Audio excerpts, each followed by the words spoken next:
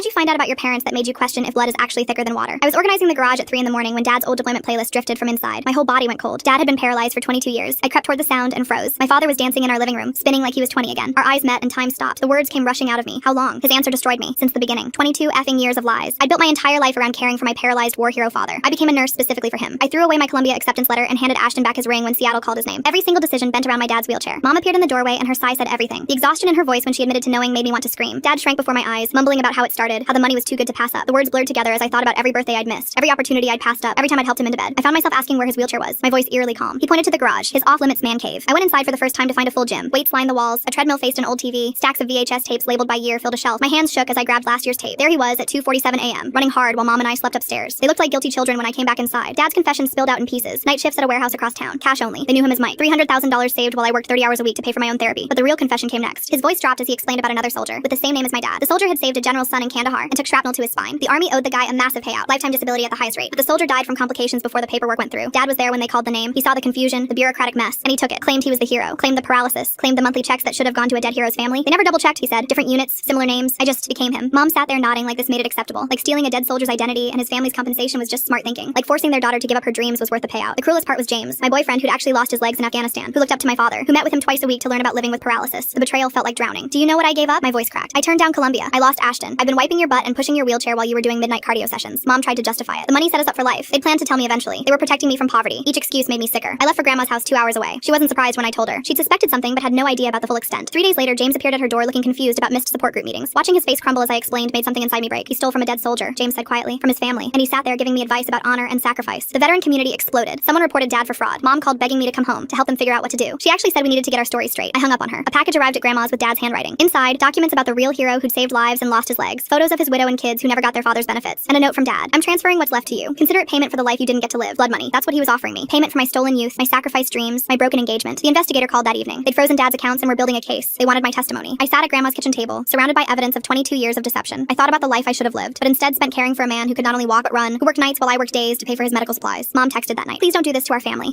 as if we'd ever been that. I looked at the investigator's card. The choice was easy. My parents had stolen 22 years from me. They'd stolen hundreds of thousands from a dead hero's family. They'd made me an unwitting accomplice in their crime. I decided I would tell them everything, and maybe finally I could stop pretending to. Full story on channel, linked below.